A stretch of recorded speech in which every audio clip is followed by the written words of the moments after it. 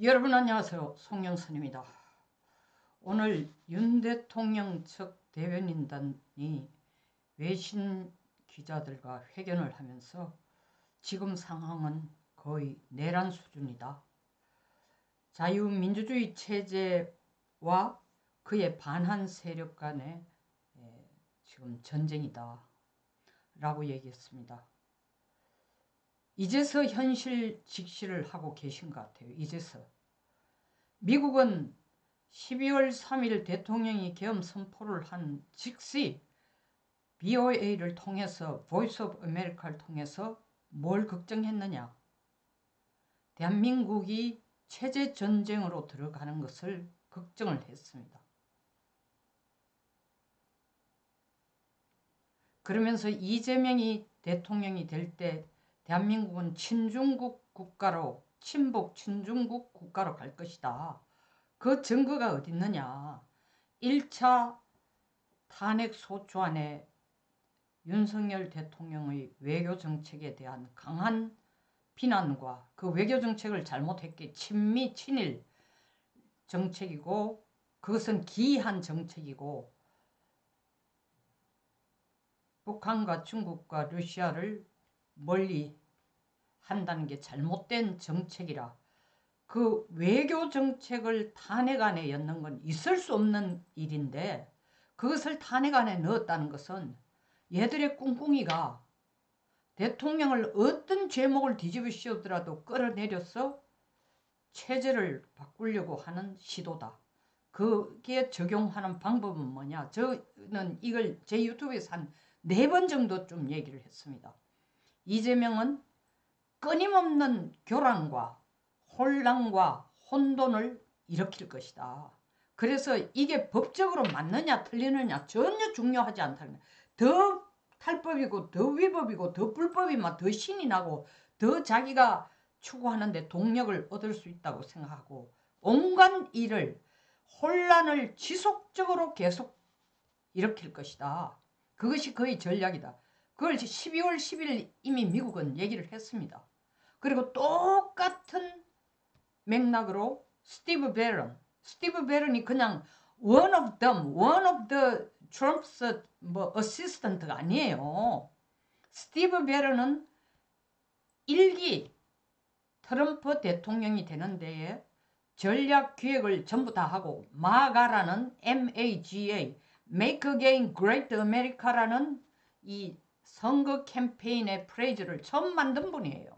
만들고 트럼프를 대통령을 만들었어요. 실제로 만들고 대통령 최측근으로 이 백악관에 원래 없는 타이틀인 백악관 수석 전략가라는 타이틀을 줘서 베런을 데리고 일을 했지만 좀 너무 적극적이고 너무 과격한 전략을 내세우고 또 대통령을 막 제껴놓고 본인이 나서가지고 앞서고 설치고 이러니까 트럼프의 딸 이방카가 1기 트럼프 대통령 선거 때 그리고 대통령 재임 기간 가장 최측근에서 영향력을 행사한 딸이잖아요. 딸이고 동시에 진짜 내각의 멤버의 한 사람처럼 활동을 했잖아요. 그러니까 이방카 부부가 볼 때에 베런이 너무 설친다.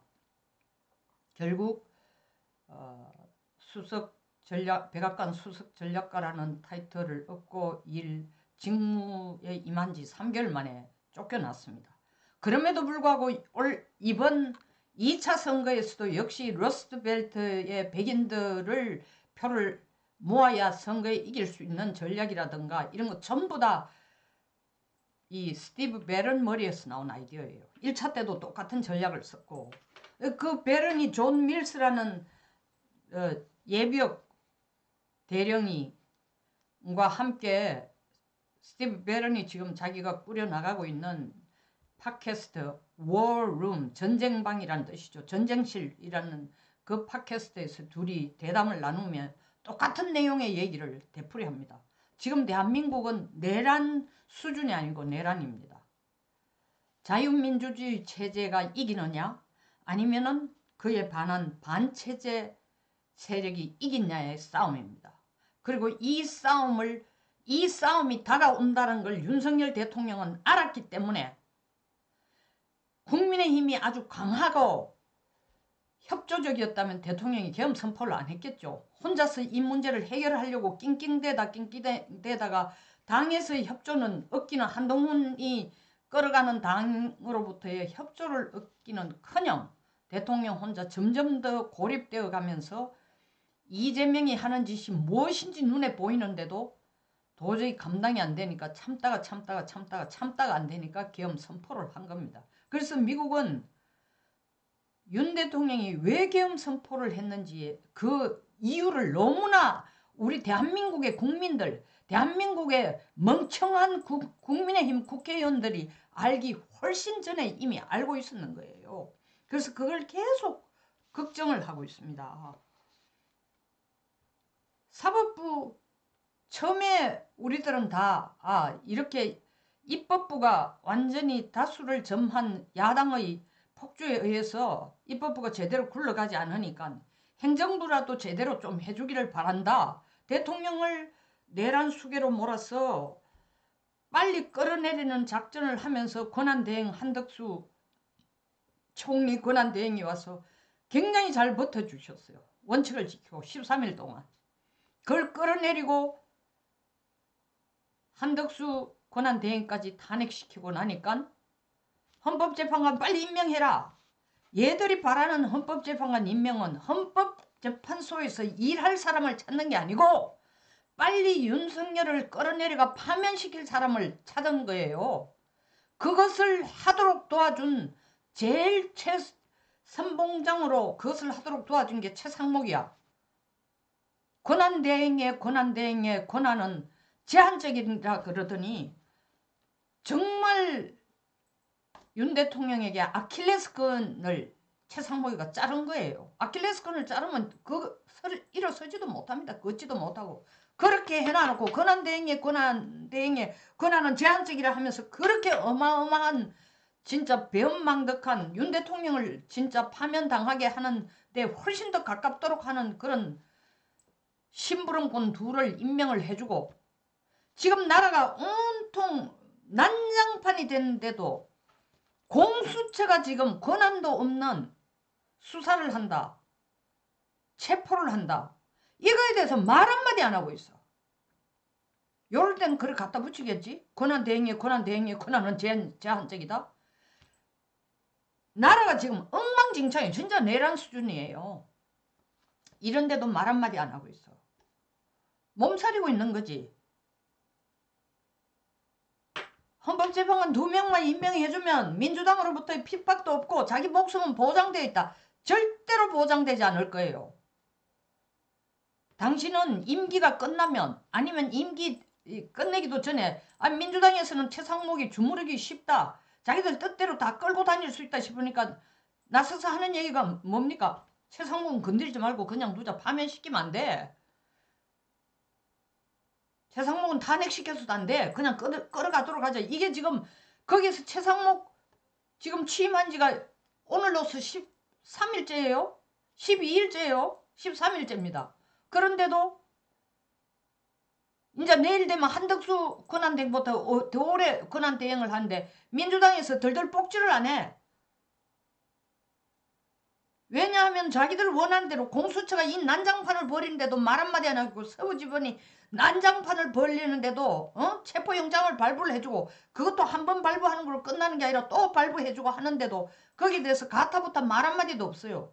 경호처에서 대통령을 보호할 수 있도록 좀 지원을 해달라 해도 입 꾹 다물고 있어.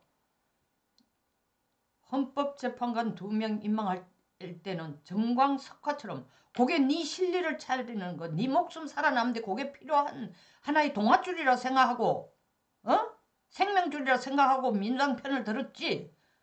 역사에 당신이 어떻게 판단될지, 역사가 어떻게 당신을 재단할지는 역사 지나봐야 아는 거예요. 어쨌든 이런 상황에서 행정부도 지금 엉망진창이에요. 자, 그럼 마지막 남은 희망이 국민들의 희망이 사법부인데 사법부가 더 개판 5분 전이야. 개판 5분 전. 서부지방법원이 하는 대통령에 대한 공수처가 요청한 영장을 발부를 해주는 그것도 한 번도 아니고 2번. 이 중앙지법이 아닌 서부지방에서 지방법원에서 영장을 발부해 주는 것, 공수처가 영장 발부를 요청하는 것도 잘못된 거지만 그런 공수처 요청에 따라 물론 그게 혼자 한 게 아니고 뒤에서 다 이재명이가 도운 거지. 공수처가 무슨 겁대가리 없이 인력도 별로 없고 자기들 캐봐야 검사 다 합쳐가 25명 수사관 40명 다 합쳐가지고 그 공수처 전부 인력 다 합쳐가 100명도 안 되는데 자기들이 뭘 하겠다고 나서 오동훈은 지금 이렇게 하면서 이재명 정권이 들어서면 뭔가 자리라도 하나 하겠다고 생각하고 발을 들었지만 니도 똥 밟은 거야 지금. 그런 공수처의 영장 발부 청구뿐만 아니라 영장을 발부해준 서부지방법원에 대해서 말 한마디도 없고 이 서부지방법원에서 발부한 영장에 대통령은 응할 수가 없다. 체포영장에 응할 수가 없다. 그러니까 이걸 가처분 신청을 했어요. 헌재가 더 썩었지. 가처분 신청했는데 그 영장 1차 영장이 효력이 끝날 때 1월 6일로 끝나는데 그때까지 가타부터 말 한마디 안 하고 권한쟁의 심판도 요청했지만 가타부터 말 없습니다. 요번에 다시 2차 영장을 또 발부를 하자 윤 대통령 측 변호인단이 즉각 바로 헌재에게 또 요청했습니다. 가처분 신청, 권한쟁의 심판. 기대하면 안 됩니다. 지금 헌재의 소장 대리가 누굽니까? 문영배잖아. 문영배가 누구예요? 우리법 연구회의 회장이야, 회장. 그 또 새로 들어간 정계선 우리법 연구회의 회원이야. 뿐만 아니라 영장을 쳐준 서부지방법원에서 법원장까지 한 사람이야. 또 시간만 때우고 있을 거야. 심지어 그것뿐이에요. 헌법재판소에서 대통령의 탄핵 심리를 시작도 하기 전에 민주당의 정청래가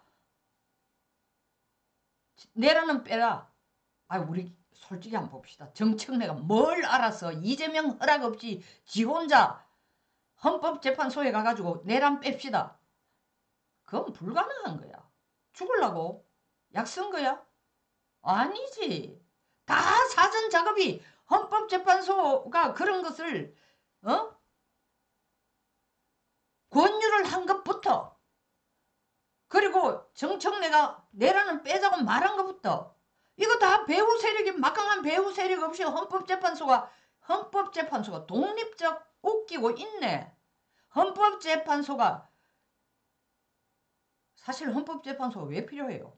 대법원장하고 헌법재판소장 두고 네가 위했니 내가 아랬니 자리 다툼만 하고 있지. 무용지물이 아니라 이건 지금 폐악이야, 폐악.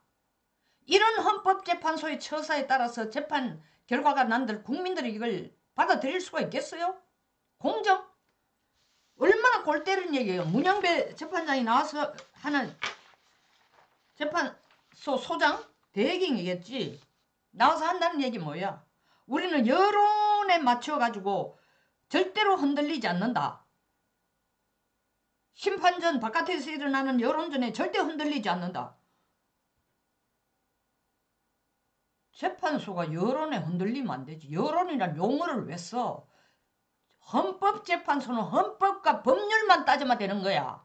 이 말 자체가 여론에 이미 흔들린다. 어느 여론? 민주당 여론에 흔들린다는 걸 스스로 자백하는 거나 다름없잖아. 그리고 헌재가 더더구나 국회의원들이 지금 국회에서 질문을 해요. 국민의힘 의원들이 나서서 윤상현 의원과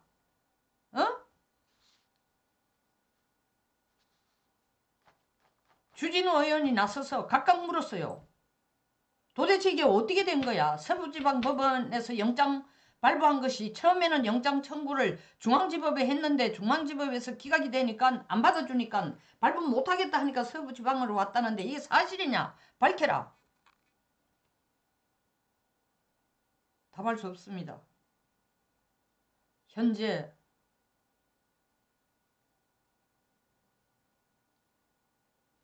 영장 발부를 해서 수사 중인 상황이라서 거기에 대해서 언급할 수 없습니다. 발부를 중앙지법에서 중앙지법으로 처음 신청했는데 거기에서 기각을 했느냐? 했습니다. 기각하고 너희들한테 다시 부탁해서 영장을 발부했냐? 했습니다. 안 했습니다. 그 대답만 하면 되는데 답변할 수 없다. 곤란하다. 이게 공수처와 법원의 답이야. 이게 뭐가 곤란한 거야? 했다 안 했다? 너 심부름 갔다 왔냐? 아버지 담배 사오라는 거 사러 갔냐 안 갔냐? 담배 사왔냐 안 사왔냐 묻는데 대답하기 곤란하다? 사왔습니다 안 사왔습니다만 대답하면 돼. 뭐 구질구질하게 거기에 뭘 막 갖다 붙이는 게 뭐 공수처법 17조를 갖다 붙이고 어쩌고 저쩌고 빠져나갈 구멍을 찾는 거지. 빠져나가는 게 빤하게 보이는 겁니다. 그들이 처신한 게 뭔지 자기들도 알아. 이게 불법이라는 걸. 근데 오동훈은 이제 발을 잡아 이어놨으니까 이재명 바지가랑이를 붙들고 있으면 뭔가 하나 뜨꽃물이라도 생길 거라 생각하고 처음 용맹무상하게 들어왔는데 지금 진퇴양난인 거야. 지도.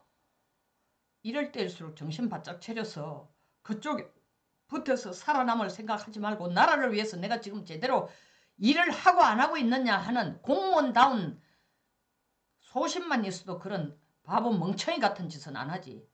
네가 대통령 체포하고 체포해서 수갑을 채우고 나오면은 온 5천만 국민이 보는데 네가 대통령보다 위에 올라서 있고 어마어마한 네 위신이 오를 거라는 허황한 완전히 정신병자 같은 생각을 하고 있다는 것 자체가 기가 차는 거야. 기가 차.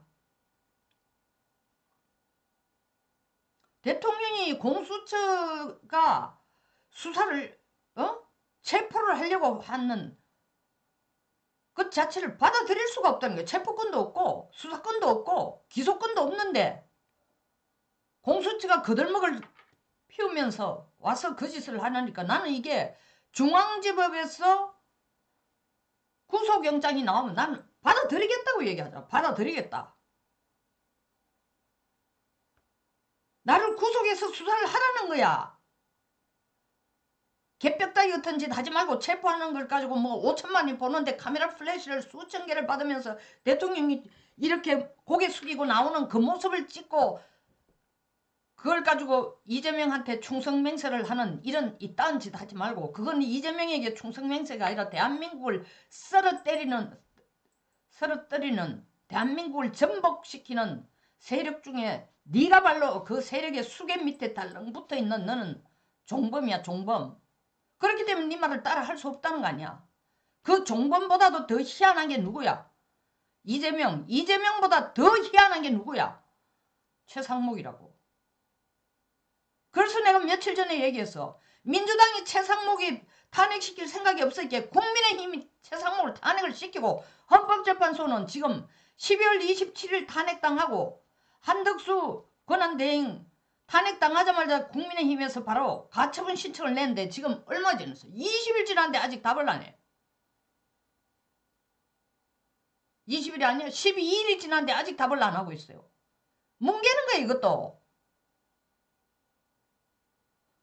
오동훈이가 체포영장을 들고 오는 것도 잘못됐다고 이거 1차 가처분 신청 했는데도 헌재가 답 안 하고 가만히 있다가 영장 효력 날짜가 끝나는 그 시점까지 손도 안 대고 있고 뭉개면서 시간 다 보내고 2차 지금 올렸지만 안 한 거 아니에요. 답은 체제 싸움입니다. 그래서 제가 현장에 나가 연설을 하면서 놀랐다는 게 20대 30대가 이 상황을 정확하게 읽고 있더라고. 그들이 하는 얘기가 우리는 윤석열 대통령 구하기 위해서 나왔다기보다는 친중 정권으로 이 대한민국이 넘어가는 것은 참을 수가 없습니다라고 답을 하더라니까. 그러면서 홍콩 시위에 한 친구가 지금 이거는 민주화 투쟁입니다. 그때도 홍콩 수도보의 대학생들이 주도가 된 민주화 시위대였는데 우리가 나라를 민주주의 체제로 붙들고 있어야 됩니다. 정확하게 그 싸움인 거예요. 그 싸움.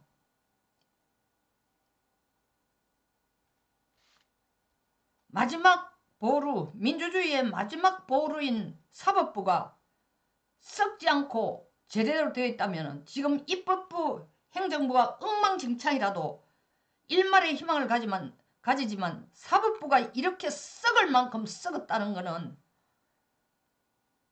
정말 우리의 적은 이재명이고 북한이고 중국이고 그보다 더 큰 적은 썩어가는 사법부예요.